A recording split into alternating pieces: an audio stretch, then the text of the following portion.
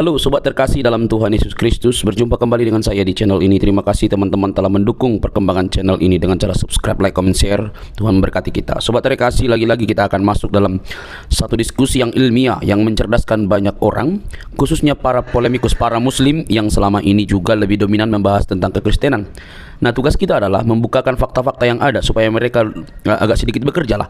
Tetapi alhasil teman-teman, mereka bukannya berbenah diri, tapi mereka malah mengamuk loh teman-teman. Nah, mari kita lihat dulu video berikut ini ya teman-teman. Jangan skip, dengar teliti, pasang telinga yang baik-baik. Jangan marah-marah, jangan lapor-melapor, geruduk seruduk segala macam itu. Karena orang yang mau cerdas, dia pasti menahan diri dan juga mau belajar dengan fakta-fakta yang dibukakan oleh orang lain. Ini dia videonya teman-teman. Saya ingin menyampaikan begini Bang. Tadi temanya Nabi Muhammad sesat kan? Didapati itu kan sesat. berdasarkan dari surat Ad-Duha ayat 7. Saya tidak mengatakan Muhammad sesat. Yang saya katakan tidak seperti itu. Muhammad didapati. Ini loh. Didapati seorang yang dolan. Nah, dolan itu bahasa Indonesianya sesat. Silakan. Nah, delay kan. Begini, Muhammad Nazir. Ya, tapi coba begini, perbaiki dulu sinyalmu karena suara saya itu terjeda. Tidak langsung sampai kepadamu. Coba perbaiki dulu sinyalmu karena kita di sini lama menunggu. Oke, benar. Saya pindah tempat dulu ya. Coba pindah tempat dulu. Aduh, berat nih teman-teman. Seandainya muslim ini punya teknologi aja, aduh cepat ini kita teman-teman. Iya. Menurut umat muslim, nggak perlu gitu juga. loh, nggak boleh begitu, memang betul. Apakah muslim menghasilkan teknologi? Satu-satunya teknologi yang dihasilkan umat muslim itu pun berasal dari zaman Muhammad. Kalau ada lalat masuk air minum, ditelupin ke dalam, minum. Itu ajaran Muhammad. Itulah teknologinya. Silakan. Ya, tapi kan itu terbukti secara ilmiah, itu terbukti kan, benar. Bener kan, saya bilang kan, itulah teknologinya kan. Oke, coba Bu Muhammad, kalau ada Anda minum, taruhlah Anda minum apa, air, terus ada lalat masuk ke dalam cangkirmu, apa yang harus kamu lakukan sesuai anjuran Nabi? Bukan seharusnya sih, itu cuman anjuran, itu kan nggak bersifat wajib gitu. Iya, menurut anjuran Nabi, apa yang harus kamu lakukan jikalau ada lalat masuk ke cangkirmu? Enggak, pertanyaannya jangan gitu lah Bang. No. Kalau menurut ajaran agama Islam, kalau ada laler masuk ke minumanmu, celupin ke dalam, baru minum, betul nggak? Betul nggak? Ya kalau itu mau diminum lagi minumannya. Ya kalau kita nggak mau meminum lagi, misalkan mau dibuang, ya udah buang aja. Iya, menurut ajaran dibuang. Islam itu harus dicelupin lalatnya ke dalam, betul? Ntar dulu, saya cari dulu referensi yang abang katakan ini ya. Gimana yo? Aduh, tidak percaya dia dengan ajaran agama Islam. Kan sudah saya bilang teman-teman, alasan seseorang masih Islam adalah karena dia tidak mengerti ajaran agama Islam. Iya, saya tahu hadis itu, saya tahu. Tapi kan itu udah terbukti secara ilmiah. Itu bener loh, dalam sayap lalat itu kan ada yang satunya kalau penyakit, yang satunya ada obat. Nah, makanya saya bilang itulah teknologi hasil temuan orang Islam. Berarti semakin banyak lalat masuk ke dalam minuman, berarti semakin mantap lah minuman itu, betul? Enggak gitu juga sih. Nah gini gimana? Udah, kembali ke tema lah. Nanti, yuk fokus ke tema, yuk. Ya lah, balik ke tema aja udah. Silakan. Jadi gini kan, surat Ad-Duha itu ada asbabun nuzul, sebab turun surat Ad-Duha itu karena kan ceritanya pastilah abang juga ngerti kan, sebab turun satu ayat itu kan dalam Al-Quran itu ada sebabnya kan turunnya itu. Sebelumnya itu Nabi intinya surat itu turun karena Allah ingin memberikan semangat dan motivasi kepada Nabi Muhammad, karena beliau diejek oleh kafir Quraisy, katanya Allah telah meninggalkan Nabi Muhammad. Padahal kata Allah, enggak, saya enggak meninggalkan kamu gitu. Itu tentang Muhammad yang mau bunuh diri. Enggak kapan Nabi Muhammad mau bunuh diri Bang? Belum tahu Muhammad mau bunuh diri? Belum tahu. Buset, pantesan. Oh ya lupa. Pantesan dia masih Islam. Bentar. Waduh. Jadi tidak tahu. Saya ngerti agama Islam, makanya saya. Lu kalau Anda tahu Islam, bagaimana Anda tidak tahu Muhammad pernah ingin bunuh diri? Nih, ini lanjutin yang kemarin ya teman-teman ya. Nih, saya balik nih. Ini banyak umat muslim tidak tahu ajaran agama Islam. Coba biar saya searching. Oke nih. Perhatikan ini ya. Ini hadis tentang Muhammad ingin bunuh diri. Nih ya. Nih. Ulama tentang hadis bahwa Rasulullah pernah ingin bunuh diri nih. Ini hadisnya. Ya. Ini ada pertanyaan. Hadis Bukhari nomor berapa dulu? Baik. Misalnya Hadisnya kita nomor lihat, baik. Di dalam kitab Sahih Bukhari nomor 6581. Kalau nomor hadis itu beda-beda, Mbak. Dar hadis Bukhari 6. Iya, nomor hadis itu beda-beda, tergantung cetakan mana. Nah, tapi di sini nomornya itu 6581. Nih, dibacakan ya. Az-Zuhri berkata, Urwah memberitahuku dari Aisyah. Semoga Allah meridhoinya. Yang berkata bahwa wahyu terhenti untuk beberapa waktu. Hingga Nabi SAW bersedih. Menurut kabar yang sampai kepada kami, sampai pada titik kesedihan yang membuat beliau berkali-kali pergi karena ingin bunuh diri dengan cara melompat dari puncak gunung. Muhammad tuh sempat mau bunuh diri, aduh nggak percaya. Karena apa? Selidik punya selidik, telusur punya telusur. Sebenarnya karena Warokah meninggal. Ketika Warokah bin Naufal meninggal, wahyu tidak datang-datang. Tidak berhenti wahyu itu tidak turun. Akhirnya Muhammad pusing, dia sedih, dia ingin bunuh diri. Nah, menurut hasil penyelidikan saya, tentulah itu karena selama ini wahyunya berasal dari Warokah bin Naufal. Seorang Nasrani yang mengerti kitab-kitab terdahulu. Nih, setiap kali beliau naik ke puncak gunung untuk melemparkan dirinya, Jibril menampakkan diri dan mengatakan, wahai Muhammad, sesungguhnya engkau betul-betul Rasulullah. Nah ini. Muhammad sempat mau bunuh diri, Mbak Muhammad. Muhammad Nazir. Sekarang percaya? Ya, tapi di sini kan Bang, coba di sini kan ada redaksi hadisnya nih. Coba tunjukin. Menurut kabar, agak burem. Kabar agak burem. yang sampai, kelihatan nggak? Agak burem. Menurut kabar yang sampai kepada kami, berarti itu tuh berarti ada redaksi Nabi Muhammad ingin bunuh diri itu tuh cuman kabar aja, Bang. Cuman kabar. Terus Muhammad memerintahkan ini tuh bukan kabar. Waduh, kabar itu bukan kabar apa? Apa sih arti hadis? Arti hadis tahu nggak apa? Hadis itu Kan artinya apa? Arti hadis. Nggak, saya tanya. Arti hadis itu apa? Perkataan. Iya, Kalau hadis bahasa, itu artinya kata-kata, berita, kabar, informasi. Itu hadis itu. Riwayat. Tapi kan di sini, Bang, di sini kan ada nih ya penjelasannya. Penambahan redaksi itu bukan berasal dari Aisyah. Inilah kalau hadis yang bikin bangkrut, kalau hadis yang bikin rugi, sama mereka dipalsu-palsuin. Nih, saya tunjukin saja ya hadisnya ya, nih. Itu hadis itu ada di dalam Sahih Muslim, Sahih Bukhari, ya, ada semua itu hadis-hadis. Itu jelas sekali hadisnya. Ya. Nih, hadis tentang Muhammad ingin bunuh diri ada. Tapi menurut Syekh Az-Zuhri, beliau mengatakan bahwa ketiga kabar dari Az-Zuhri atau selain dia tidaklah diterima karena status sanad dari hadis ini adalah terputus. Malsu-malsuin. Pertama, Bang. Iya, itu adalah salah satu upaya umat muslim. Pokoknya gini, kalau hadis bikin rugi, bilang sanadnya terputus. Bilang tidak sahih, bilang ini pelupa. Sekarang saya mau tanya, lebih pinteran, apakah Bukhari termasuk orang-orang yang tidak paham hadis?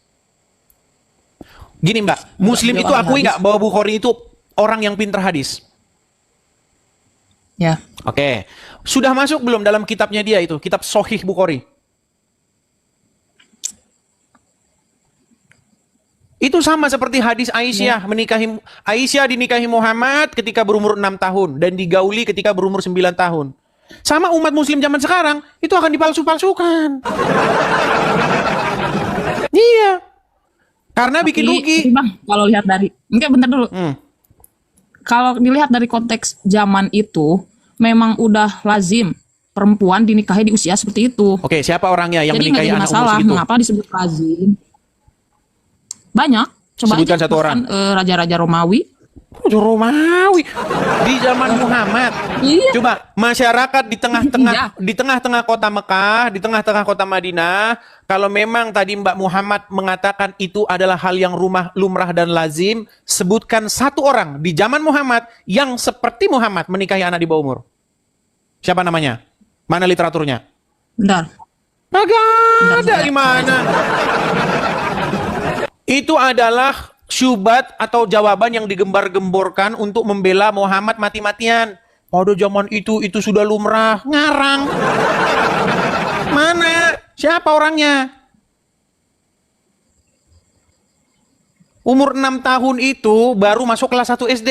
Masih ingusan, meler masihan. Ini masih begitu-begitu.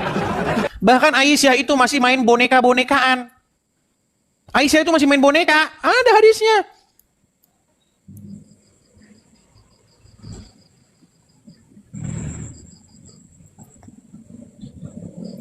Dor. Iya, tapi saya pernah membaca informasi bahwa menikahi anak di bawah umur itu dibolehkan pada masa itu 9 tahun. Tapi kan tetap aja dinikahi 6 tahun, tapi kan nggak langsung bersama gitu. Iya, digauli pada Hanya waktu pada usia berumur 9 9 tahun.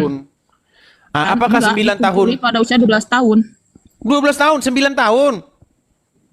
Tapi ada ini hadis dari Coba Hisyam mana bin hadisnya? Urwah. Kalau ada hadisnya yang mengatakan Aisyah digauli umur 12 tahun, saya lompat dari Monas. Mana hadisnya? Tunjukin. Tidak ada hadis yang bilang begitu, Mbak. Aduh, janganlah menebar kebohongan. Walaupun di dalam ajaran agama Islam itu boleh berdusta dalam 3 hal, tolong jangan dipraktekin di sini. Iya, tapi kan Bang, walaupun boleh dibolehin berbohong, tapi itu logis oh. Kan Sekarang ada 3, saya tahu. Oke, apakah Sebagai Muhammad orang- menurut begini, Mbak? Menurut orang Islam, Muhammad itu gelarnya Al-Amin, bener nggak? Betul. Apa itu Al-Amin? Orang yang dapat dipercaya. Jujur, betul? Oke, apa itu bohong? Bohong itu berkata tidak sesuai dengan faktanya. Bagaimana mungkin Muhammad bergelar Al-Amin, terpercaya, di detik yang sama dia ngajarin bohong? Tapi kan coba kalau dilihat dari penjelasannya, bohong di sana pertama untuk mendamaikan orang yang bermusuhan. Masa sih, Oke, Bang, contoh, orang saya yang kasih contoh. bermusuhan itu Sebentar, kan sebentar, udah- saya kasih contoh. Orang yang udah bermusuhan. jelek. Contoh, ada mazhab, taruhlah mazhab Hanafi dengan mazhab Hambali. Mereka kan beda. Iya. Nah, contohnya masalah kunut dan tidak kunut. Menurut mazhab yang kunut, wajib kunut. Sholat subuh wajib kunut. Menurut mazhab B, tidak wajib kunut. Tidak kunut. Yang satu Ya. bilang kunut. Berarti untuk mendamaikan dua pihak yang bertikai ini, apa yang harus dilakukan umat muslim? Ini nggak bertikai, itu cuma beda pendapat. Maksudnya Bermusuhan dan berbeda beda pendapat itu beda bertikai dong, juga. Bang. Mendamaikan Enggak. orang yang bertikai, salah satunya jika ada mazhab yang berbeda, Coba maka beda pendapat dan solusinya bertikai berbohong itu beda definisinya, solusinya. Kak. Beda definisinya, Kak. Gimana? Beda pendapat dan bertikai itu jelas beda definisinya. Saya yakin Anda lebih pintar dari saya untuk Oke, memahami ada kata saya. Oke, orang yang berbeda pendapat masalah kunut dan tidak kunut, mereka itu bertikai secara akidah nggak? Enggak. Bullshit. Iya, Oke itu lah. kan syariat doang. Kan Oke lah. Islam itu ada fikih itu Baik. syariat. Kalau akidah enggak Baik. bertengkar, semuanya Coba sama buka. pendapatnya. Oke, coba Mbak Muhammad Nazir, coba buka Quran surat Al-Ahzab ayat yang ke-70. Bentar. Oke, Al-Ahzab atau surat yang ke-33, ayat berapa? 33. 70. Ayat yang ke-70. Ya ayyuhallazina amanu apa? Kan Arabnya bentar. Bentar dulu, Bang. Saya buka Sabar, webnya. apa-apa. Kita punya seharian di sini waktu, santai saja. Ya ayyuhalladzina amanu taqullaha wa qulu qawlan sadida. Hai Apa orang yang artinya? beriman. Hai orang-orang beriman, bertakwalah kamu kepada Allah dan katakanlah perkataan yang benar. Oke, Al-Quran suruh bilang perkataan yang benar atau yang bohong? Yang benar lah. Yang benar. Apakah bohong itu mengatakan yang benar?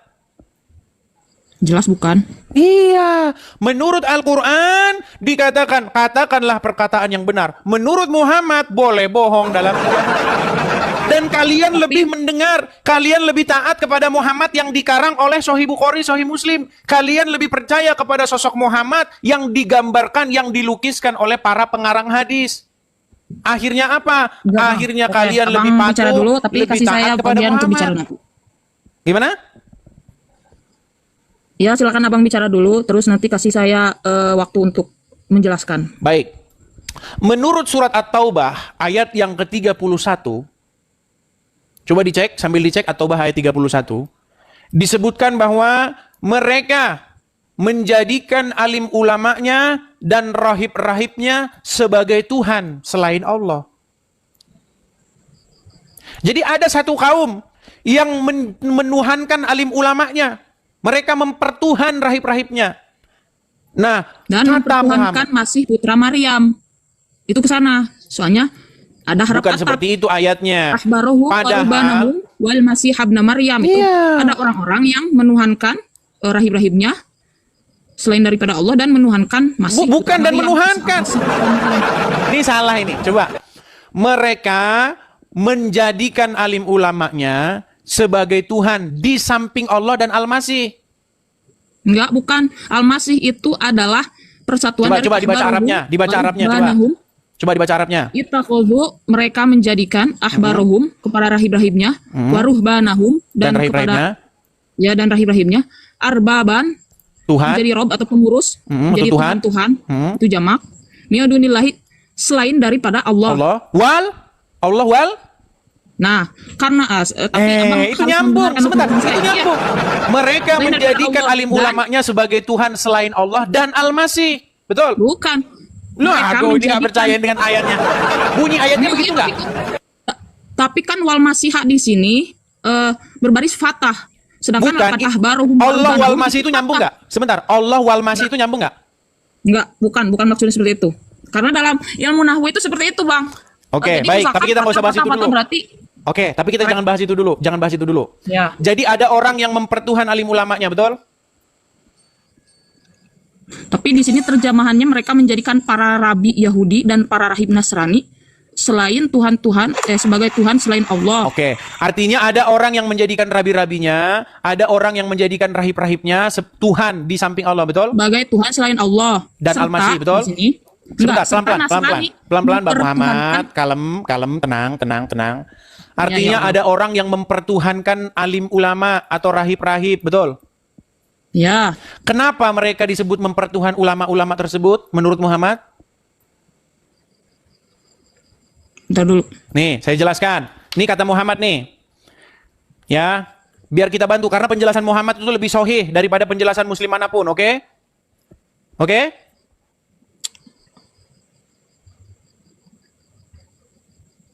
Nih, sebentar.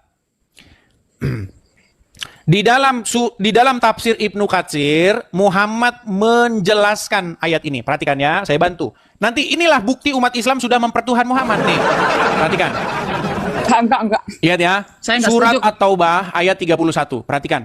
Orang-orang Yahudi berkata, Uzair putra Allah. Dan orang-orang Nasrani berkata, Al-Masih putra Allah. Demikian itulah ucapan mereka dengan mulut mereka. Mereka meniru perkataan orang-orang kafir yang terdahulu. Dilaknati Allah lah mereka. Bagaimana mereka sampai berpaling. Mereka menjadikan orang-orang alimnya dan rahib-rahib mereka sebagai Tuhan selain Allah. Dan juga mempertuhankan Al-Masih dan seterusnya. Nih ya. Nih, nanti Muhammad menjelaskan ayat ini. Perhatikan. Adalah seseorang yang bernama Adi ibn Hatim. Perhatikan ya. Nih. Webnya apa, Bang? Webnya apa sih? Nih Itu tafsir nama-nama Ibnu itu. Katsir. Tafsir Ibnu Katsir. Ya. Nah, di sini apa yang dikatakan Muhammad? Perhatikan. Pernah ada seorang yang memprotes ayat ini. Bentar ya. Perhatikan. Saya kasih tunjuk ada orang yang pernah datang kepada Muhammad bertanya tentang ayat ini. Nih, lihat ya. Coba Mbak Muhammad Nazir, saya bacakan saja dari sini. Percayalah sama saya tidak mungkin mengada-ngada, Mbak. Nanti bisa Anda cek. Sudah? Tolong lihat kemari. Oke, lihat ya. Nih. Bahwa sampai kepadanya dakwah dari Rasulullah. Sampai kepada Adi ibn Hatim. Ya. Ia lari ke negeri Syam. Sejak zaman jahiliyah, ia telah masuk agama Nasrani. Kemudian saudara perempuannya ditahan bersama sejumlah orang dari kaumnya. Lalu Rasulullah menganugerahkan kebebasan kepada saudara perempuan Adi ibn Hatim yang memberinya hadiah. Makasih.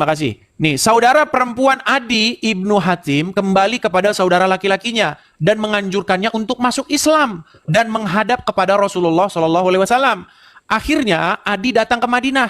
Dia adalah pemimpin kaumnya, yaitu kabilah Tayyi, dan ayahnya yaitu Hatim At-Tayyi terkenal dengan kedermawanannya. Maka orang-orang Madinah ramai membicarakan kedatangan Adi ibn Hatim yang mau masuk Islam. Nah, kemudian Adi masuk menemui Rasulullah. Sedang pada leher Adi tergantung salib yang terbuat dari perak. Saat itu Rasulullah sedang membacakan firman-Nya. Nih, Muhammad lagi baca At-Taubah 31. Mereka menjadikan orang-orang alim dan rahib-rahib mereka sebagai Tuhan selain Allah. Kemudian Adi melanjutkan kisahnya bahwa ia menjawab, sesungguhnya ya Rasulullah, mereka tidak menyembahnya. Rasulullah bersabda, tidak. Sesungguhnya mereka mengharamkan hal yang halal bagi para pengikutnya dan menghalalkan yang haram bagi mereka. Lalu mereka mengikutinya. Yang demikian itulah ibadah mereka kepada orang-orang alim dan rahib-rahib mereka. Nih ya. Kemudian Rasulullah bersabda, hai Adi, bagaimanakah pendapatmu? Ini singkat cerita dia masuk Islam. Jadi kata Muhammad, orang menuhankan alim ulamanya ketika mereka lebih patuh kepada alim ulamanya ketimbang patuh kepada Allah. Contohnya, ulama bilang darah halal, padahal Allah bilang darah haram. Jadi ketika ulama mengharamkan yang halal atau menghalalkan yang haram, umat lebih taat kepada ulama itu. Nah, inilah yang dilakukan oleh umat muslim sekarang. Menurut Al-Quran surat Al-Ahzab ayat 70, ya ayyuhallazina amanu, wahai orang-orang yang beriman, katakanlah perkataan yang benar. Tapi kata Muhammad, boleh bohong. Dan umat muslim lebih patuh, lebih taat kepada Muhammad ketimbang kepada Allah. Makanya saya bilang, kalian sudah mempertuhan Muhammad menurut penjelasan Muhammad sendiri. Loh, Muhammad bilang, kalau ada seseorang yang mengharamkan yang halal atau menghalalkan yang haram, kalian lebih ikuti itu ketimbang ikuti Allah. Itulah penyembahan kalian. Itulah ibadah kalian kepada mereka. Ini umat muslim lakukan kepada Muhammad. Di dalam Al-Quran, darah itu haram. Coba saya tanya, menurut Al-Quran darah haram nggak? Haram. Oke, tapi mengikut Muhammad minum darah Muhammad nggak? Ada kisahnya salah satu sahabat Nabi yang minum darah Nabi. Nah, jadi di situ Muhammad menghalalkan yang haram nggak? Kan beliau itu Nabi, Bang. Jadi wajar lah kalau darahnya beda dari biasa. Berat ini. Di situ kan? jelas Muhammad Kan? menghalalkan yang haram dan umat muslim lebih patuh kepada Muhammad ketimbang patuh kepada Allah. Makanya kalian lebih mempertuhan Muhammad. Enggak. Jadi begini Bang, kan fungsi hadis itu untuk menjelaskan. Fungsi hadis itu untuk menjelaskan atau memperkuat. Jadi pada saat di surat Al-Ahzab ayat 71 tadi memang Allah melarang untuk bohong gitu kan, harus berkata benar. Nah, maka ada taksis dalam hadis itu, ada kekhususan. Tapi dalam hal ini dibolehkan. Secara garis besar berbohong itu jangan. Tapi ditaksis lagi dengan hadis Nabi Muhammad bahwa oke lah boleh bohong dalam 3 hal. Berarti dan 3 hal itu menurut saya logis. Oke, diharamkan nggak berbohong oleh Allah? Diharamkan. Diharamkan sama Dan Muhammad dihalalkan nggak? Dalam hadis-hadis yang lain mengharamkan juga Bang. Banyak hadis yang mengharamkan bahwa. Iya, bahkan di dalam hadis yang Jadi lain. kan hanya satu hadis doang yang dibawa oleh Iya, Abang. makanya Coba saya bilang, Mbak. Gini loh, ya. makanya saya bilang begini. Apa kan jangan bohong gitu Oke. kan. Di dalam hadis itu dikatakan, orang menurut Al-Quran, orang yang berbohong itu tanda-tanda orang yang tidak beriman, betul nggak? Coba di ayat berapa, Bang? Waduh, ini saya tunjukkan lagi nih, waduh. Menurut Al-Quran, bohong itu tanda orang tidak beriman. Perhatikan, nih ya. Bohong tanda orang tidak beriman.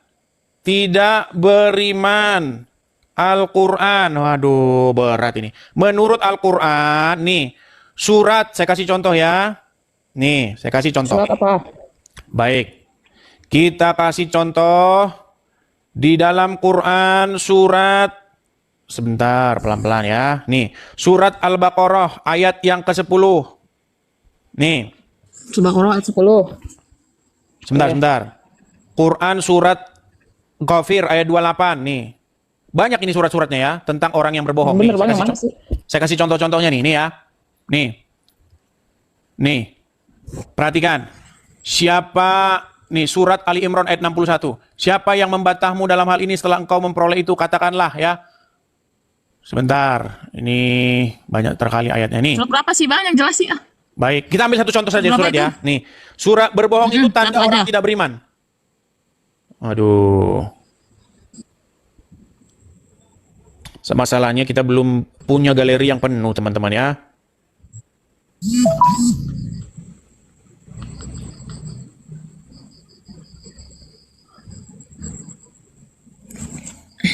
Sabar. Tapi tetap aja sih kan 3 hal bohong itu kan emang logis lah. Coba pasti saya yakin hati kalian kalau dengan bersih menerimanya itu logis. Orang yang bertikai ya kita damaikan. Misalkan seorang suami Perhatikan. berbohong kalau istrinya itu cantik, baik, nih. itu kan ya gak Nih, apa-apa sih. Surat An-Nahl ayat 105.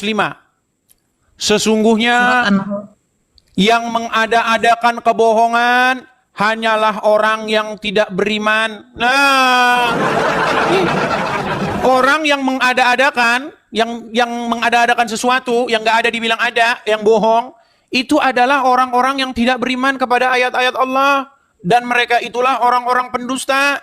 Betul. Bahkan dikatakan dalam hadis, orang yang sama, Muhammad yang sama bilang, bohong itu nggak boleh, bahkan dalam keadaan bercanda, nggak boleh. Tapi Muhammad yang sama Nggak boleh, ngajarin itu kan bercanda, bohong. ngapain? Gimana? Tapi kan beda konteks antara bercanda dan mendamaikan orang Oke, yang sekarang sedang menurut bertikai hadis boleh nggak atau bohong? agar suami istri. Menurut hadis boleh nggak bohong? Nggak boleh. Nggak boleh. Nggak boleh. Nggak boleh. Bahkan dalam keadaan Iya. bercanda, betul. Tapi Iya. menurut hadis yang sama, Kan banyak Muhammad hadis yang membolehkan nggak mengatakan berdusta nggak dalam boleh 3 hal? Boleh. Iya, makanya saya bilang umat muslim bingung, boleh tapi nggak boleh, boleh tapi boleh. Menurut saya yakin abang lebih pintar dari saya. Dari 3 hal tersebut itu kan berbohongnya pertama orang mendamaikan orang yang sedang bertikai, ya kan? Kedua, apa tuh? Berbohong antara suami dan istri. Iya, seperti misalkan suaminya gombal, ih kamu cantik. Ya boleh lah bang, masa misalkan istri Bukan begitu bohong yang dimaksud. Buset, abang, kamu Contoh, jelek saya kasih banget sih, contoh. misalkan. Saya kasih contoh nih, Kira-kira rumah sebentar. tangganya bakal bertengkar gak? Gini, Nah, kan? contoh, suamimu pergi ke puncak Bogor. Sudah? Ya. Sudah? Sampai Ya. sana dia melihat wanita cantik. Lalu dia nikahkan. Saya nikahkan kamu dengan mahar 5 juta untuk 5 hari dibayar tunai. Sah, sah. Boleh nggak suami bohong? Bahwasanya suami di sana tidak menikah lagi. Boleh nggak? Kalau dalam konteks itu tidak boleh. Nah. Tapi kan ini konteksnya untuk Loh, pasangan dalam boleh. konteks memuji. Supaya Bang. apa? Supaya Misalkan kamu nanti saya daripada cantik, nanti baik, istri. soleha itu gak apa-apa. Agar Boleh. rumah tangganya terjadi Daripada sakinah, istrinya mawaddah, nanti warahmah, Bang. marah-marah, tidak Gitu. mendapatkan ridho dari istri pertama, bilang saja tidak menikah di sana. Padahal dia menikah untuk 5 hari lamanya. Betul? Enggak. Nah, Kalau contohnya seperti itu oke, nggak sekarang termasuk gini. bohong yang Gini. dibolehkan. Oke, baik. Menurut ajaran agama Islam saya tanya, boleh cerai nggak? Boleh. Boleh. Boleh nggak nikah, dinikahi 5 hari lalu diceraikan? Boleh nggak? Nggak boleh. Itu Wah, kok nggak boleh dari haram. mana? Boleh, ada ayatnya. Mau saya tunjuk ayatnya? Pernah dengar nikah mut'ah? Pernah dengar Nggak nikah boleh. mut'ah? Tahu nikah mut'ah nggak? Nggak dengar. Apa itu nikah mut'ah? Apa itu nikah mut'ah? Nikah untuk dengan perjanjian untuk sementara waktu. Iya. Kalau waktunya udah Saya habis, nikahkan nah, kamu, gitu. kemudian nanti 1 minggu lagi kita cerai. Tahu nggak nikah mut'ah? Makanya banyak saudagar-saudagar dari Arab, saudagar-saudagar Yaman datang ke puncak Bogor. Mereka nikah siri di sana. Namanya kawin kontrak. Sudah ada filmnya.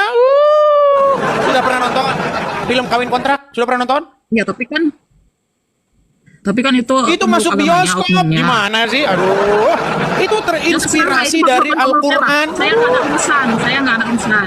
Loh, Tapi- sekarang saya tanya, mereka Islam waduh, ini berat ini mengharamkan teman-teman. nikah mut'ah bang. Loh. Tetap kalau hukum di Islam itu nikah mut'ah itu haram. Kalau Nikah orang mut'ah yang haram. melakukan Siapa yang berarti mengharamkan? dia Siapa yang mengharamkan nikah mut'ah? Siapa yang mengharamkan?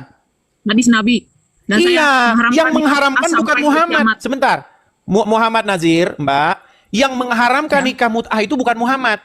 Yang mengharamkan nikah mut'ah itu adalah Umar bin Khattab. Bukan Muhammad. Muhammad tidak pernah mengharamkan. Nih, saya tunjuk hadisnya. Memang Ada. mereka ini tidak tahu ya. Nih, Tahu saya, Bang. hadis tentang pengharaman nikah mut'ah. Sebentar.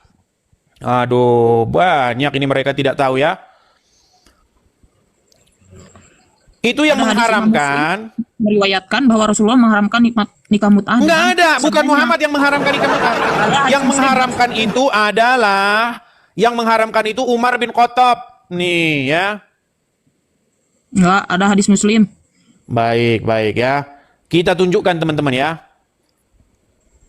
Bagaimana Umar bin Khattab itu mengharamkan nikah mut'ah. Nih ya. Perhatikan, saya akan tunjukkan. Ini kita pakai literasi-literasi muslim ya teman-teman ya. Nih.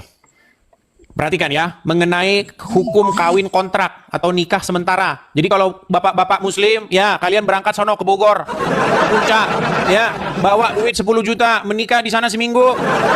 Lihat. Perhatikan ya. Saya tunjukkan dalil-dalilnya. Bagaimana Umar bin Khattab itu melarang ya, melarang nikah mut'ah ini. Nih.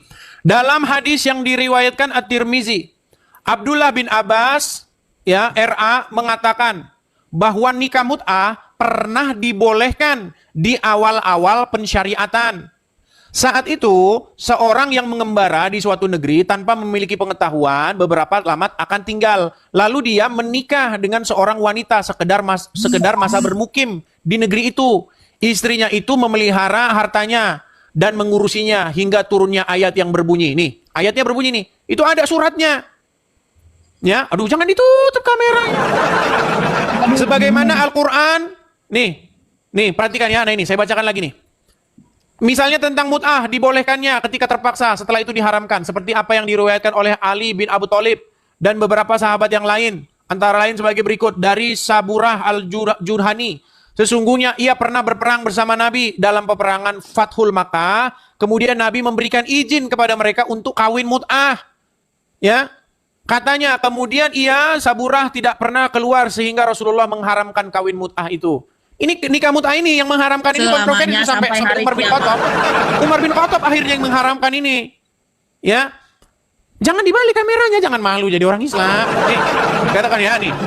Dalam satu riwayat dari Arabi, nih, ini perhatikan. Wahai manusia, ini kata Rasulullah nih. Wahai manusia, dahulu aku mengizinkan kamu nikah mut'ah. Kemudian ketahuilah bahwa Allah SWT telah mengharamkannya sampai hari kiamat. Dulu pernah dihalalkan. Nah, itu kan ada. Berarti haram sampai hari kiamat. Oke, berarti sempat dihalalkan nggak? Berarti haram. Berarti pernah halal nggak? Apa? Pernah halal nggak? Zaman dulu. Pernah Waduh, sekali-kali karena lihat kondisi dan keadaan. Pernah halal nggak? Pernah halal nggak? Pernah saat zaman perang. Nih, saya tunjukin dalilnya ya. Di mana sebenarnya itu dalam Al-Quran? Nih, saya kasih tunjuk dalilnya dalam Al-Quran. Di dalam surat An-Nisa ayat yang ke-24. Nih. Waduh, memang orang Islam sulit ini dengan menerima kenyataan. Perhatikan. Nih, surat An-Nisa ayat yang ke-24. Lihat ya. Dan diharamkan juga kamu mengawini wanita yang bersuami. Kecuali wanita yang bersuami pun boleh. Yaitu wanita-wanita yang bersuami yang keadaannya seperti apa? Yang sudah jadi budak yang kamu miliki. Sebagai ketetapannya atas kamu. Dan dihalalkan bagi kamu yang selain yang demikian itu mencari istri-istri dengan hartamu untuk dikawini, bukan untuk berzina. Maka istri-istri yang telah kamu nikmati, maksudnya telah disetubuhi ya, di antara mereka, berikanlah kepada mereka maharnya, berikan bayarannya sebagai suatu kewajiban. Nah ini. Dan tiadalah mengapa bagi kamu terhadap sesuatu yang telah kamu saling merelakannya sesudah menentukan mahar itu. Jadi kalau kalian sudah saling merelakan, oke seminggu kita cerai ya, iya. Nggak apa-apa. Yang penting maharnya sudah dibayar. Merelakan dia nggak dikasih mahar, ya udah berarti nggak apa-apa.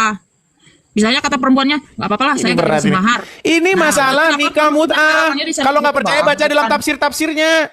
Ini loh, banyak ini. Ini berbicara tentang nikah mut'ah. Gimana sih? Nih baca di sini banyak ini ya. Nih, baca aja di sini banyak ini.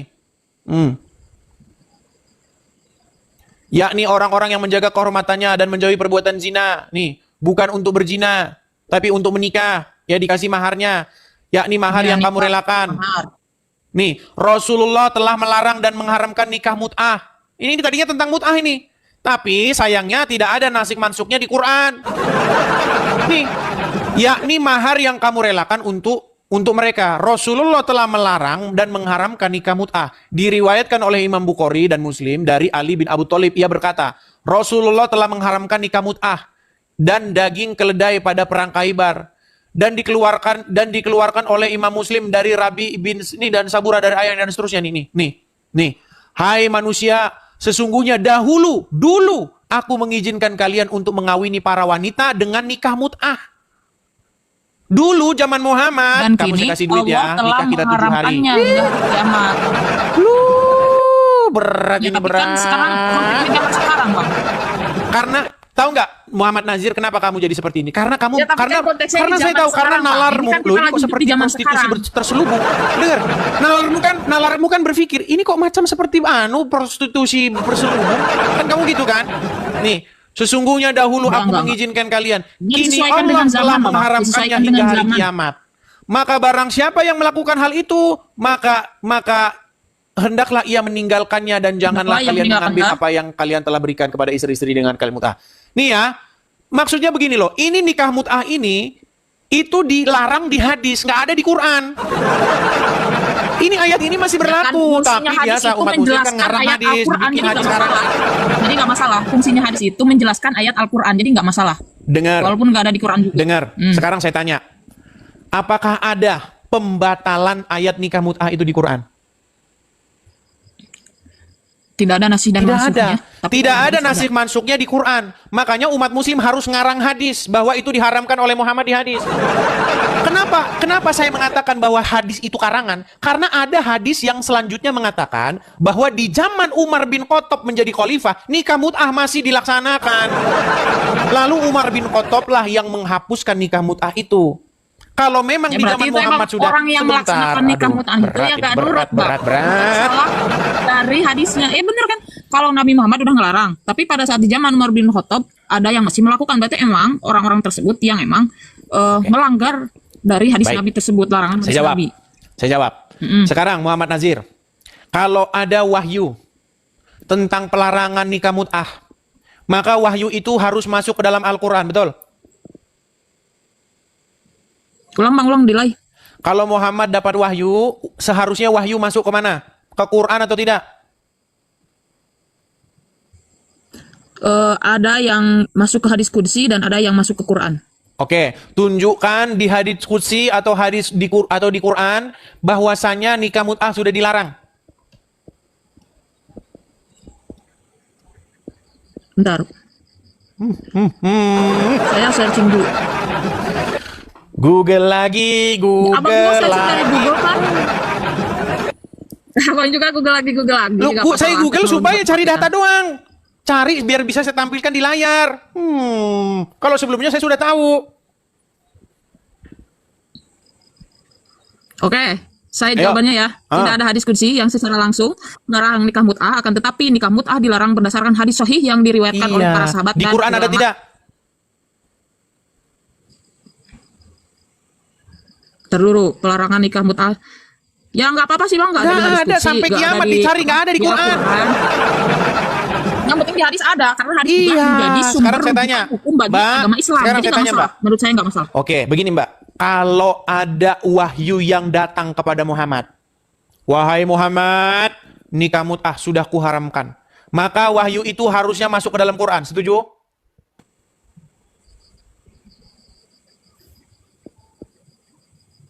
Nggak seharusnya juga sih. Berarti Muhammad tidak memasukkan wahyu-wahyu ke dalam Quran. Berarti kalau Muhammad dapat wahyu tidak ditulis oleh para sahabat. Berat ini teman-teman. Sekarang Dulu, saya Bang, tanya, dulu. jika Muhammad mendapat wahyu, maka wahyu itu menurut sejarah orang Islam dimasukkan Quran nggak? Dimasukkan Quran. Iya, tapi kenapa wahyu pengharaman nikah mut'ah tidak masuk Quran? Karena memang nggak ada. Yang ngarang itu para pengarang hadis.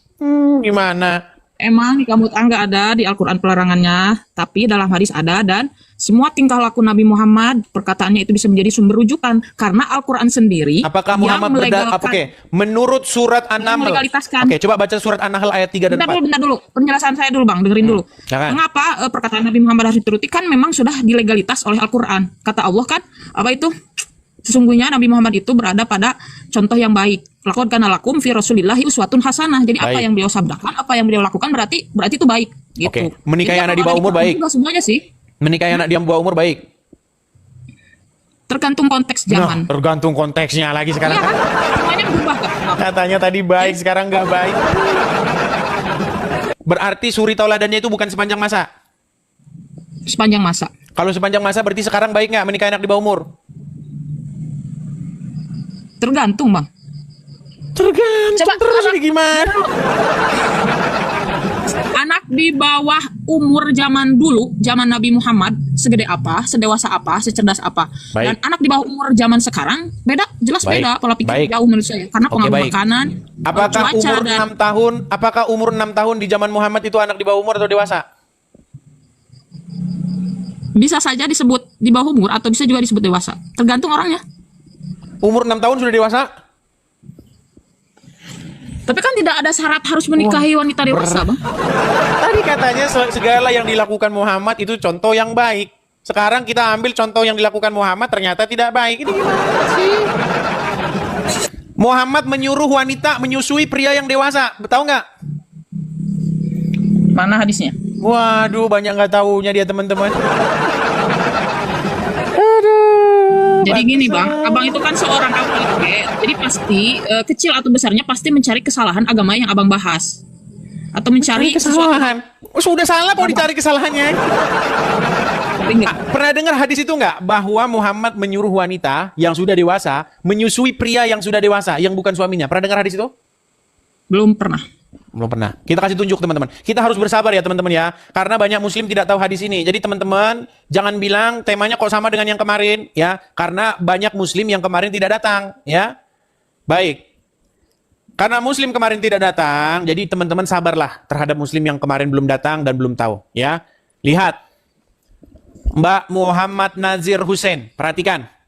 Perhatikan ya. Dari Hadis Aisyah. apa itu? Coba saya kasih tahu. Hadis Bukhari misalkan nomor berapa? Oke, Saya baik. Saya cing dulu dong. Hadis ini hadisnya. Ya, ini juga hadisnya. Ini hadisnya. Hadis apa, Bang? Banyak nih hadis-hadisnya. Bukhari atau Muslim? Sahih Muslim, Sahih Bukhari banyak nih. Sahih Muslim, Sahih Bukhari banyak sekali hadis-hadisnya nih. Ya. Iya, tapi maksudnya nomornya berapa lebih spesifiknya? Kalau nomor mah beda-beda, Mbak. Nomor hadis tuh nggak sama. Ada yang bilang nomornya sekian, dikit. Tergantung siapa yang ngeluarin, penerbitnya siapa. Kalau nomor hadis itu nggak pernah sama. Jilid mana, buku penerbit siapa. Makanya beda-beda nomor hadis. Makanya isinya saja. Nih webnya nih, Coba webnya nih. linknya aja coba apa itu? Rumahfikih.com. Oke, rumahfikih.com. Nih, ada pertanyaan. Rumahfikih.com. Benarkah Aisyah bolehkan laki-laki dewasa menyusu pada wanita biar jadi mahram? Nih, ini ada pertanyaan nih. Assalamualaikum Pak Ustadz. Semoga dirahmati dan diberikan kesehatan oleh Allah. Saya pernah membaca hadis Pak Ustadz tentang anjuran Rasul kepada seorang wanita dewasa untuk menyusui anak angkatnya yang sudah dewasa supaya menjadi mahramnya. Benarkah bahwasanya Siti Aisyah menyetujui bahwa ini adalah cara menjadikan laki-laki dewasa menjadi mahram wanita yang menyusuinya? Sehingga ada ulama besir yang berfatwa konyol membolehkan menyusui wanita sudah dewasa. Ini. Lalu bagaimana dan seterusnya ini nih ditunjukin nih dalil-dalilnya. Nih benar nih ya. Memang tidak dipungkiri fakta bahwa Aisyah adalah satu-satunya di antara para sahabat Nabi yang berpendapat bahwa laki-laki yang sudah balik bisa menjadi mahram dengan seorang wanita kalau dia menyusui kepadanya.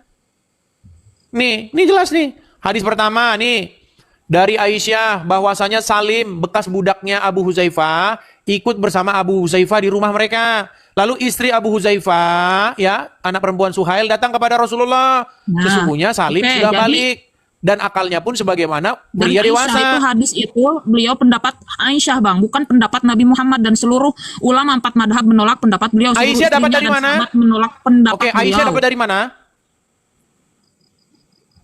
Bahwa Nabi berkata, ini Aisyah bilang, bahwa Nabi pernah berkata kepada istrinya Abu Huzaifah, sesungguhnya Salim telah balik dan akalnya pun sebagaimana umumnya orang dewasa. Dan dia berada di rumah kami. Sedangkan aku menyangka pada diri Abu Huzaifah ada kecemburuan. Berkenaan dengan hal itu, bagaimanakah yang demikian itu? Nabi bersabda kepadanya, susuilah dia maka kamu menjadi haram kepadanya. Dan akan hilanglah sesuatu pada diri Abu Huzaifah. Kamu kalau saya bacain, kamu malah baca yang lain. Kenapa kamu tidak percaya dengan saya sih? Saya ini nggak ngarang, saya ini baca.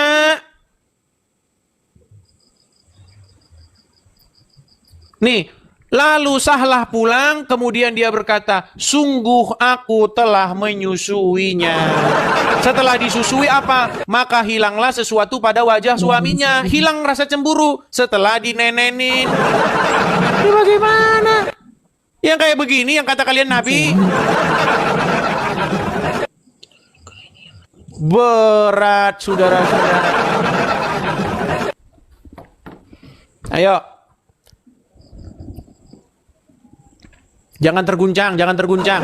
Kalau terguncang, gini, saya dari tadi kan cerita Islam. Coba Muhammad Nazir. Waduh, dia kayaknya udah anu dia. Langsung aduh. Muhammad Nazir, dengar saya sekarang. Oke, Ya, saya mengada-ngada nggak itu? Saya mengada-ngada nggak? Saya mengada-ngada nggak? Tapi itu kan solusi dari Aisyah, Bang. Aisyah kemudian menjawab bahwa solusinya bisa saja laki-laki itu disusui agar bisa menjadi mahram, sehingga tidak lagi jadi masalah kalau ada kebutuhan. Oke, artinya begini, Bukan sebentar. hanya sekedar Begini, saran Muhammad Aisyah. Nazir, pelan-pelan ya. Misalnya kamu punya suamimu punya anak angkat. Taruhlah anak angkatnya umur 17 tahun. Dan kamu serumah dengan anak angkat dari suamimu. Biar suamimu tidak cemburu, kamu harus menyusui anak angkatmu itu. Betul? Tapi di sini ini yang diangkatnya dari sejak kecil. Iya, dan setelah dewasa, wajah suaminya itu cemburu. Dia ngadu sama Muhammad, ya Rasulullah, di rumah kami ini ada Salim. Udah besar dia. Nah, karena dia sering di rumah, suami saya itu cemburu. Lalu Muhammad memberi solusi, susuilah dia. Lalu bilang Sahlah, bagaimana saya susui dia? Dia sudah jenggotan katanya. Muhammad tersenyum. Saya tahu dia sudah dewasa, susui dia. Nah, setelah disusui, konon kabarnya, kata Sahlah, wajah suaminya tidak cemburu lagi. Tapi di sini kebolehan dari Nabi itu hanya berlaku khusus buat Sahlah. Khusus kalau udah begini khusus, kalau udah begini Nah, ini yang nggak dibaca sama abang di bawahnya. Abang ini licik. Baik. Nggak boleh gitu, Artinya, oke, artinya Muhammad menyuruh wanita dewasa menyusui pria dewasa yang bukan suaminya, betul? Khusus untuk ini aja kasus. Khusus, Tidak ya bisa artinya benar. disamakan Artinya ada semua kejadian ya. orang. Artinya ada kejadiannya ya. Dan ini anak kasusnya juga hampir balik, jadi belum terlalu dewasa lah. Sudah balik, hampir balik, sudah balik. Balik ini di situ tuh. Coba. Waduh, Di sini, berat ini, penjelasan. berat. Saya Gimana balikin lagi. caranya kameranya supaya Saya keluar? balikin. Nih. Apa ini? Nih, Nah, saya kasih tunjuk. yang sudah hampir balik. Baik. Saya Saya tampilkan ya. berarti saya tampilkan. belum nyampe 17 tahun konteksnya. Berarti Oke, hampir baik. balik Nggak kelas. masalah. Saya tampilkan sebelum 15 hadis-hadis yang tahun. lain. Itu dikatakan sudah berjanggut. Ya. Sesungguhnya Salim telah balik. Nih. Nabi SAW berkata, sesungguhnya Salim telah balik. Dan akalnya pun sebagaimana pada umumnya orang dewasa. Dan dia berada di rumah kami. Jelas? Bahkan banyak riwayat-riwayat lain ini nih. Dari Zainab binti Ummu Salamah. Ia berkata, Ummu Salamah berkata kepada Aisyah, sesungguhnya ada seorang yang sudah balik. Nih, sudah balik. Oke, anggaplah Salim ini. Oke, kan namanya juga beda pendapat, Bang. Iya, makanya Anggaplah saya Salim bilang, ini udah itulah balik. kalian. Nah, kalau ada beda pendapat, nih saya kasih solusinya. Kalau Nggak ada ada orang yang cerita berbeda orang sudah pendapat, maka berbohonglah. Supaya tidak Bukan bertikai untuk mendamaikan orang yang berselisih, boleh Coba, bohong menurut hadis. Makanya tanpa Saya coba kebohongan cari di Islam sini sudah tinggal bertikai nama. dan beda pendapat ya. Gimana? Dan beda pendapat itu beda, Bang. Coba bertikai dan beda pendapat itu beda definisinya. Saya yakin. Oke lah, jangan ke situ lagi biar nggak muter-muter. Gini, saya cuma mau bilang begini. Nah. Coba Muhammad Nazir, gini. Tema kita kan dari awal ini loh, ini. Biar kita kembali ke tema ya Iya, teman-teman ya. iya. Supaya kita panjang lebar tapi kita nggak ada intinya. Gini, dengar. Al-Quran bilang, sosok yang suci itu siapa? Isa apa Muhammad? Kalau ada Al-Quran yang bilang Nabi Isa itu suci, ayat berapa? Quran surat berapa? Coba buka surat Maryam ayat yang ke-19. QS Maryam. Ya, Quran yang ke-19 ayat yang ke-19. 19. Oke. 19. 19. Jibril berkata, sungguh aku ini hanya utusan Tuhan untuk menyampaikan anugerah kepadamu, seorang anak laki-laki yang suci. Oke, di dalam bahasa Arabnya disebutkan innama ana rasulu min rabbiki li ahaba laki gulaman zakian, betul? Ya. Siapa di situ gulam yang zakian itu? Siapa di situ yang suci di situ? Ya, Nabi Isa alaihissalam. Isa. Menurut Al-Quran yang suci itu adalah Isa, betul? Betul. Nah, sekarang adakah Muhammad disebutkan suci, orang yang suci? Ya kalau gak disebutin emang kenapa? Iya, artinya yang patut dicontoh, yang patut diteladani, yang diikuti siapa? Muhammad atau Isa? Dua-duanya harus diikuti. Bagaimana dua-duanya? Yang satu saja seperti tadi. Bang, begini, kan dalam agama Islam itu Nabi Isa juga sama seorang figur yang baik, suci. Kenapa kamu hanya mengikuti Muhammad saja, tidak mengikuti Isa? Ya karena ajaran Nabi Isa itu enggak dianjurkan untuk diamalkan di sekitar umat Muhammad zaman sekarang. Berat. Inilah, saya sudah punya tema baru, ini akan kita bahas besok. Ya, ini yang berjudul Islamic Dilemma. Ya, dilema di dalam Islam. Ya, ini tema kita besok teman-teman. Quran menyuruh Islam untuk mengimani Injil, tapi Islam tidak mengimani Injil. Lah ini dilema orang Islam tahun 2025. Sekarang saya tanya. Oke, sekarang saya tanya, kamu disuruh beriman kepada Injil nggak? Ya. Dan kenapa kamu tidak beriman kepada Injil? Oke, dalam pemahaman saya ngaji di pesantren, bentar dulu Bang, kasih saya penjelasan. Iman di sana itu kita boleh atau harus mempercayai bahwa Allah pernah menurunkan kitab Zabur, Injil dan Taurat, tapi tidak diwajibkan untuk mengamalkannya. Yang harus diamalkan sekarang itu adalah Al-Qur'an. Berat, ini berat. Ya, emang gitu teman-teman. Oke, jadi kamu tidak percaya bahwa Allah. Oke, jadi kamu tidak percaya kepada Injil. Percaya bahwa Allah pernah menurunkan kitab Injil kepada Nabi Isa. Mana ayatnya? Disuruh percaya bahwa Allah menurunkan atau disuruh percaya kepada Injil itu? Yang di dalamnya terdapat petunjuk dan cahaya. Ya itu sesuai pemahaman saya dulu pernah ngaji gitu. Makanya teman-teman mereka ini korban ustadz-ustadznya. Kenapa? Kalau sampai umat muslim baca Injil, nanti kitab-kitab karangan ustadz kagak laku, nggak ada yang bilang. Loh, bayangkan betapa kitab-kitab karangan ulama itu telah menjadi bisnis yang menggiurkan. Makanya dicetak terus. Biar umat muslim beli terus. Kalau sempat umat muslim baca Injil, nanti kitab-kitab mereka nggak laku. Nih, saya tunjuk lagi ya. Bang, definisi iman itu kan percaya. Ya udah percaya aja. Allah pernah menurunkan kitab Injil, udah. Baik. Perlu sampai mengamalkan, nggak wajib. Udah itu kan hak prerogatif saya sebagai muslim. Jadi sebenarnya abang nggak bisa mengorek-ngorek lagi. Karena itu tapi kan itu bukan kata Quran. Apa yang disebutkan Al-Quran di dalam surat Al-Maidah ayat yang ke-46? Saya bacakan. Nih ya. Di dalam surat Al-Maidah ayat yang ke-46, apa dikatakan? Perhatikan. Oke. Sabar ya. Nih, coba kamu yang baca atau saya? Saya aja. Arabnya dari mana? Dan kami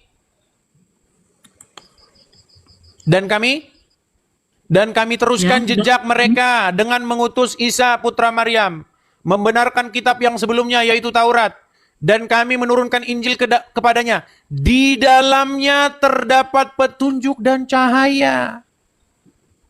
Betul? Ya, jadi di dalam Injil terdapat petunjuk dan cahaya, betul nggak? Betul. Kenapa kamu tidak mau beriman kepada kitab Injil?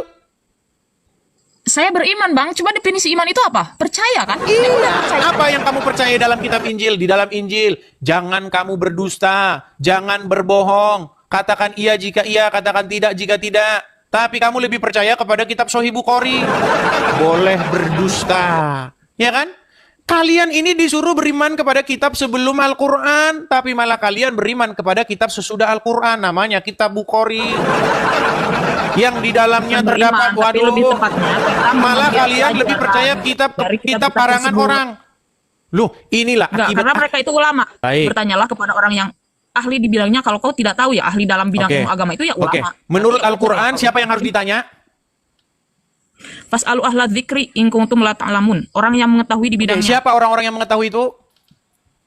Ya kalau misalkan dia Ahli dalam kitab. kesehatan, Ahli dokter. kitab. Nih, inilah ketika kalian telah mempercayai ulama-ulama kalian. Lihat nih. Tapi kata Rasulullah, kesibukan para lelaki nanti di dalam surga adalah, malu saya ceritakan ya. Mau terus? Kesibukan para lelaki yang masuk surga di surga adalah memecah perawan istri-istrinya. Perawan terus. Habis malam pertama, dapatkan perawan istri, selesai, dia perawan lagi. Gitu. Serius, Pak. Bagusnya ibu-ibu gak ikut dengar pengajian ini. Ini khusus bapak-bapak. Kata Rasulullah, maaf ini hadisnya Pak, tolong baca nanti dalam kitab Tamasya ke surga oleh Syekh Ibnul Qayyim Al-Jauziyah. Oke. Judul asli. Tuh, kitabnya Tamasya ke surga. Inilah kitab sucinya orang Islam sekarang. Apa kitabnya? Tamasya ke surga. Siapa yang mengarangnya? Syekh Ibnul Qayyim Al-Jauziyah. Ya, nih. Arwah ila biladil afah. Rasul berkata, Tuh. maaf. Tuh, judul kitabnya apa tadi? Habila arfah tadi, ya kan? Makanya saya bilang, Mbak, kalian ya, yang ada di rumah kalian itu adalah kitab tadi. Kitab fikih, kitab kuning, ya kan? Kitab ini. Kitab karangan-karangan ulama. Sementara Al-Quran menyuruh Ya nggak kalian apa-apa beriman karena kepada beliau kitab mereka itu sebelum ahli Al-Quran. zikri, orang yang paham ilmunya, Bang. Jadi nggak apa-apa karena sudah dilegalitaskan dalam Al-Quran kalau kita itu harus mengikuti ahli zikri atau orang yang berilmu di bidangnya. Oke, siapa itu Jadi orang-orang yang masalah. berilmu? Ulama. Oke, menurut Al-Quran, kepada siapakah Muhammad harus bertanya? Nih, Muhammad itu disuruh bertanya kepada orang-orang yang terdahulu, orang-orang yang membaca kitab yang terdahulu. Jika kamu ragu-ragu tentang apa yang kami wahyukan kepadamu, maka tanyakanlah kepada orang-orang yang membaca kitab sebelummu. Betul? Betul. Nah terus kenapa Anda bilang malah bertanya kepada kitab-kitab sesudah Al-Quran? Nah, zaman sekarang Nabi Muhammadnya udah ingin meninggal. Waktu Muhammad hidup, Muhammad tanya kepada siapa? Ya kalau menurut pendapat Abang. Kok kepada pendapat ahli kitab, Bang. saya? Menurut Al-Quran. Ya enggak, tapi saya belum percaya sama Abang 100%. Baik. Oleh karena itu coba berikan saya datanya. Saya tunjukkan ya. Oke.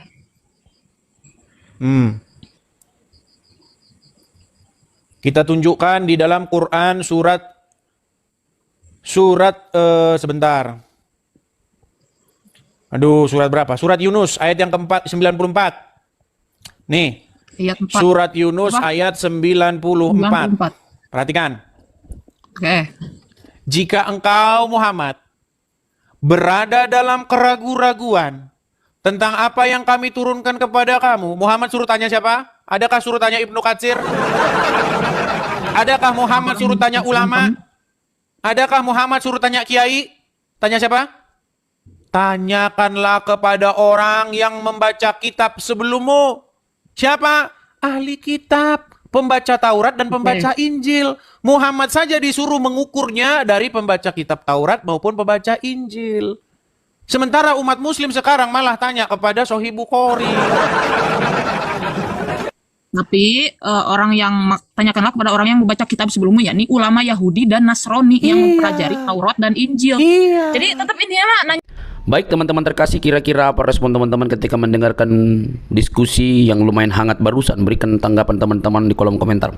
Sudah saatnya para Islam, para polemikus, para ustadz itu lebih berbenah diri mengenai keyakinannya. Jangan terlalu sibuk membahas tentang kekristenan, jangan terlalu sibuk membahas tentang Alkitab yang bukan kitab sucimu. Kerjaan mereka kan di setiap channel mereka adalah membahas kekristenan, seolah-olah mereka lah yang paling berhak dan paling paham tentang Alkitab, lalu mereka membuat itu di dalam setiap hal yang mereka lakukan. Kalau kita dengar baik-baik, mereka pintar? Enggak juga, mereka hanya pintar comot-comot lalu sama-samakan, bahkan memaksa bahwa nabinya itu dinubuatkan di dalam Alkitab yang notabene mereka sudah tuduh palsu. Tapi ketika ditanya mana yang asli, mereka sama sekali tidak dapat membuktikan akan hal itu.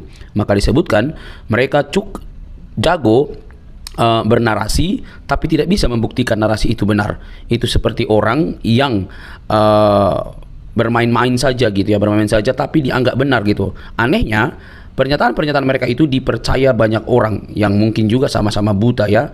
Makanya saya bilang bahwa mereka sudah saatnya berbenah diri dan mempelajari keyakinannya dengan lebih teliti, mempertanyakan segala sesuatu yang berkaitan dengan iman Islamnya, mempertanyakan moral nabinya, mempertanyakan tentang hadisnya. Benarkah seperti itu? Jangan sampai para ustadz itu lebih sibuk membahas kekristenan karena merasa aman, lalu mereka mengabaikan kitab suci mereka. Karena kalau mereka lebih kritis, maka mereka akan mendapatkan situasi yang berbeda. Karena di antara sesama mereka belum tentu cukup berani untuk membuka tabir kebenaran bagaimana itu Islam yang sesungguhnya. Karena fakta sudah terjadi bahwa ketika ada orang jujur dan mempertanyakan iman Islam, maka yang terjadi adalah mereka mendapatkan hal-hal yang kurang baik di tengah-tengah diri mereka, dan itu sudah pernah saya bahas di dalam satu topik ya. Teman-teman yang terkasih dalam Tuhan Yesus Kristus, maka ketika apologetik Kristen ini mempertanyakan segala sesuatu yang berkaitan dengan iman saudara, ya jangan baperan dong, jangan kepanasan. Mungkin Anda tidak mendapatkan literatur atau Anda begitu buta, taunya hanya hafal doang, ikro dan lain sebagainya itu ya, menghafal cara penyebutannya, cara pelafasannya begitu ya. Akhirnya habis waktu, tidak lagi menemukan apakah kitab suci ini sesuai dengan fakta historis atau hanya cuma untuk diberikan lalu dihafalkan yang tak pernah habis-habisnya begitu ya. Semoga bukan demikian. Tapi faktanya teman-teman bahwa Ustadz Musnir juga sudah mengingatkan bahwa kita jangan seperti burung beo ya. Kita suka menghafal tapi kita senang berbahasa Arab tapi kita tidak mengerti artinya, kan itu celaka teman-teman. Nah, lewat kehadiran apologetik Kristen ini kiranya dapat membenahi diri kalian supaya lebih melihat apa yang harus kalian pelajari dan bagaimana iman Anda yang sesungguhnya. Jangan sampai kalian itu sibuk sekali mencari dan menunjuk kesalahan-kesalahan dalam kitab suci orang yang sebenarnya tidak ada kesalahan di dalamnya. Semua hanya halusinasi yang kalian tampilkan, tetapi itu cukup dianggap benar oleh para pengikut kalian yang juga sama-sama mungkin buta. Oke teman-teman, saya berharap ini menjadi PR bagi teman-teman. Ingat, Yesus Kristus Tuhan kami itu dia mati dan bangkit. Dia tidak hanya mati, tapi dia bangkit dari kematian untuk menunjukkan kemenangan sejati atas kuasa dosa. Dosalah yang membuat manusia binasa. Dosalah yang membuat manusia itu kehilangan kemuliaan. Tetapi Kristus menyelesaikan hutang dosa itu dengan cara mati di kayu salib. Tentu yang disalib itu adalah kemanusiaannya, seperti kata firman Tuhan. Dia yang matinya dengan cara disalib, yaitu kemanusiaannya, bukan Tuhannya. Tuhan itu kan Tuhan itu kan pemelihara. Tuhan itu kan penguasa. Tidak mungkin penguasa bisa disalib. Tetapi yang disalib adalah tubuh dagingnya, kemanusiaannya, dan kemanusiaannya itulah bangkit. Dan siapa yang membangkitkan? Tentu Allah dan dirinya sendiri. Dia bangkit oleh atas diri sendiri dan juga Allah. Nah teman-teman yang terkasih dalam Tuhan Yesus, itulah berita Injil yang sejati, yang olehnya manusia diselamatkan, yang olehnya manusia memiliki pengharapan. Yesus datang dan mati bukan hanya untuk orang Kristen, tapi dia mati dan untuk semua orang, baik untuk Muslim, Hindu, Buddha, Konghucu, Kristen dan lain sebagainya. Dia mencari manusia, bukan mencari membuat orang menjadi pelaku agama, tetapi menjadi pengikutnya dan menjadi murid-muridnya, murid-murid yang belajar dari dia dan mempraktekkan apa yang dikatakannya. Dia tidak mendirikan agama, dia mencari jiwa yang terhilang. Dia menyatakan keselamatan dan siapa yang percaya kepadanya diselamatkan. Teman-teman yang terkasih, itulah sebabnya kedatangan Kristus yang pertama itu membawa harapan bagi semua agama. Kita tidak boleh ya seperti ahli Taurat atau orang-orang Yahudi yang keagamannya begitu unggul tapi mereka tidak mengenal sang kebenaran yang mereka nantikan karena berbeda pemikiran. Mereka memikirkan bahwa yang datang adalah Mesias seperti keturunan Daud dalam arti bisa membela mereka, tetapi yang datang justru yang nampaknya lemah, tetapi justru yang difokuskan oleh Allah dalam Kristus adalah keselamatan umat manusia atas dosa. Teman-teman terkasih dalam Tuhan Yesus, semoga Anda sadar, sekali lagi, kalau Anda memang tidak memahami kitab suci orang lain, jangan sok-sokan, tapi pelajarilah kitab suci Anda. Carilah pembuktian-pembuktian yang ilmiah, termasuk arkeologi yang berkaitan dengan agama Anda. Jangan sampai Anda didapati buta, tidak bisa mempertanyakan iman Anda. Mengutip salah satu perkataan dari Profesor Buya Syakur, beragama itu seperti memegang bara, dipegang salah, dilepas salah. Jangan takut murtad, kata dia. Teman-teman terkasih, semoga video ini mencerdaskan kita. Ingat, Yesus berkata dalam Injil Yohanes 3:16, karena begitu besar kasih Allah akan dunia ini berarti semua manusia, sehingga ia telah mengaruniakan anaknya yang tunggal, supaya setiap orang yang percaya kepadanya tidak binasa, melainkan beroleh hidup yang kekal. Hidup kekal di dalam Kristus Yesus. Percayalah, biarlah keselamatan itu kalian terima dan kalian diselamatkan. Sampai ketemu di video selanjutnya. Jangan lupa untuk men-share video ini dan mendukung seluruh apologetik Kristen supaya berkiprah melalui media, sehingga ada banyak orang yang dicerdaskan di zaman internet ini. Tuhan memberkati.